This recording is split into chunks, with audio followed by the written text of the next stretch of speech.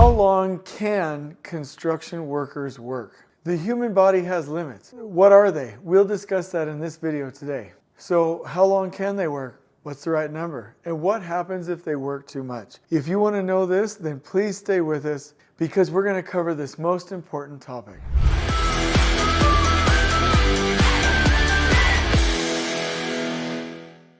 So another video I talked about how long construction workers typically work, and we talked about how it will change from region to region, from different between different municipalities, right? Different regulations, different circumstances, right? If you're on a concrete placement, you're probably placing at 11 o'clock at night, midnight, 1 or 2 a.m. If you're in the hot part of the country, you're probably doing it early in the morning. And if you're in the colder part of the world or the country, you're probably doing it more towards the day. So there's lots of different parameters, and what we need to do is adjust. So the only real thing that we want to get away from is working too many hours, overburdening resources, not having breaks and buffers, and then obviously understand the negative impact of night work and shift work. This is so hard on the human body and disrupts our circadian rhythm so much that it can literally take years off of the end of our lives and really affect our overall health. So as long as we have a balance and we understand the different consequences of working different hours, I think that that's really important. We know that it's between 40 and 48, and we know that overtime is anywhere between 50 and 60, and we really don't recommend working more than 60. So with that in mind, I want to talk about how many hours workers can work in this video. And if you really like this content, please like and subscribe to the video. Help us to get it out to the masses. There's millions of people in construction. We want to get the message shared with as many people as we possibly can. So let's go. So first off, the major guideline is studies, and I know that's a generic term, but we can give you the resource information if you want, and you can look it up yourself. The studies done on this show an 8 to 10 hour day is the ideal. I know there are companies who will work 5/8 or 4/10s. I think that's perfect. As long as there is a lunch break, as long as there are breaks throughout, and we're not overburdening people, that is ideal. When you get over 10 hours in a day, the worker gets fatigued. And like I've said before, but it's so important, I'm going to say it again. When a worker gets fatigued, he or she gets distracted, stops making good decisions, not because of the worker, but because no human being can after they're tired. Once bad decisions are made, there are bad decisions with quality or safety. Safety has negative implications from a health and life standpoint, meaning the worker can be injured or die. From a quality standpoint, now you have to do rework.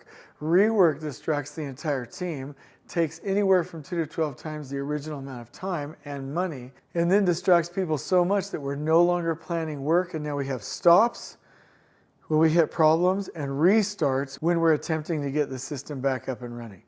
So it's a really, really big consideration. So 8 to 10 hours a day is what workers can work reasonably. The weekly amount of time is 40 to 50 hours. Typically what I see is a 40-hour base, but typically 48 hours is a target if the company that you're working for allows a little bit of overtime. That allows you 4/10s and then an 8, or it allows you 5/8s and another 8. I think that's it, yeah. Or it allows you 5/8s and a little bit of Saturday work if you want it. Wouldn't do that Saturday work too often, but 40 to 48 hours seems to be the sweet spot. Again, anything between 40 and 60 is technically overtime. There, depending on where you are, you'll have time and a half and then double pay for working overtime, so that's a consideration. Also, you have lower productivity, especially on Saturday, especially because you don't have the entire crew. And here's my recommendation. No, I do discourage as a policy working over 50 hours, but definitely no more than 60. Definitely no more than 60. Again, if you do this on a weekly basis, more than 50 hours, you will fatigue people. They will end up being hurt. You will end up with rework, and that will spiral the project out of control. So let's just pause for a minute. Let's say that, and I'm not saying you, if you're on this YouTube channel, I love you, you're liking the video, you're part of our community, you've already subscribed, you're good people. But hypothetically, let's say that a person was didn't care about people. Like people were just objects. They were just robots. They were just things. They were just expendable resources, right? From a bottom line standpoint, it doesn't make sense either, because once you fatigue a worker, even though you think you have more busyness, more work, more franticness on the job site, and you're pushing it, it makes you feel better, they get fatigued and you start a productivity decline, which really costs you a lot of money. So let me just mention these off the top of my head.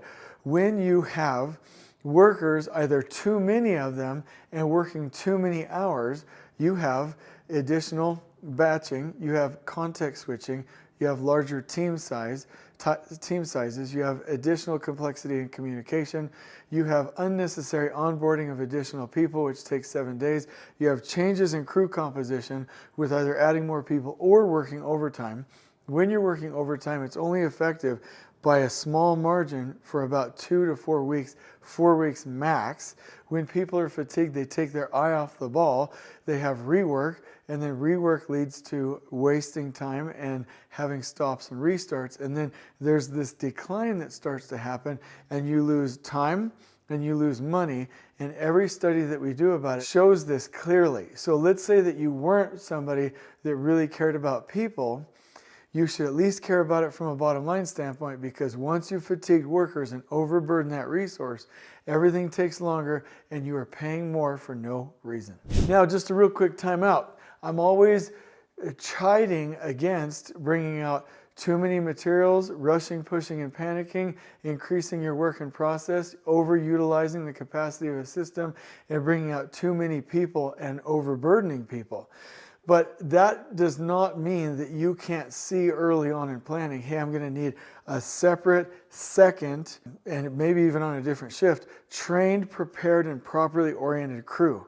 The difference is if you do it at the moment, then you're overburdening people. If you planned it way ahead, they'll be prepared to work together, either with two crews with shift work, or to bring on those additional resources so that you can cover the extra time.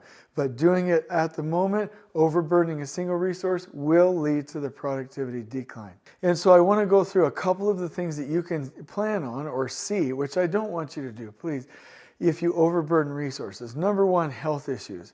Obviously, you have fatigue, you have heat fatigue, you have dehydration, you have strain to muscles, you have lack of breaks. Lots of soft and hard injuries with chronic pain can happen with this when you overburden workers, which includes cardiovascular problems and musculoskeletal disorders. 2, mental health issues. We all know that when we as human beings get tired, we have higher likelihood of depression, anxiety, any of the other disorders from normal brain function.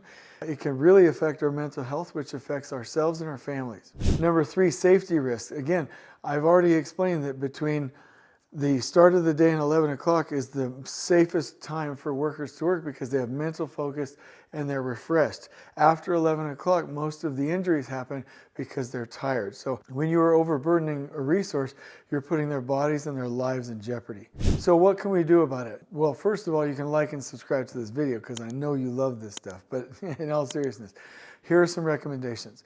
Encourage regular breaks, even if you don't care about people, which I know you do. But even if that was the case, more breaks means that people can do better production in a better way. It's not about getting the most out of people. It's really about enabling them to take breaks. What I'm saying is it doesn't even make sense to not take breaks because they get too fatigued and overrun. Make sure that workers are able to get adequate rest. Make sure that their environment, their circumstances is custom tailored for them to get a full good night's sleep every day, whether they're working weekday, weekends, or on different shifts. You must put in place a way to monitor the health of the workers. If you're monitoring the health of your total station, of your backhoe, of your blade, of any equipment on site, the actual quality in the field. Why are we not also checking on the human bodies in the field and getting them the care that they need? I love it when the workers take breaks. They have a nice lunch area. They have misters. They have little rest tents. They have cool-off areas. They have lunch areas. They have bathrooms that are cooled or heated with hand wash stations. Make sure these people are taken care of. I've even seen great companies have orthopedic specialists come in and take care of the orthopedic needs of workers as they're working, and it's just fantastic. And make sure that you manage the work schedules in a proactive manner. So I've given you some guidelines, I've given you some things to watch out for, and some tips to implement this. At the end of the day, it comes down to caring and understanding that projects only go as fast as the resources can enable that project to be built fast. So take care of the resources, they'll take care of your building will get finished on time, you'll take care of your client. I'm going to distill this down into a blog post in the description below because I really want you to have the information. In fact, I'll also do a Canva graphic for you because we really want people to have it. I hope you've enjoyed this video. On we go.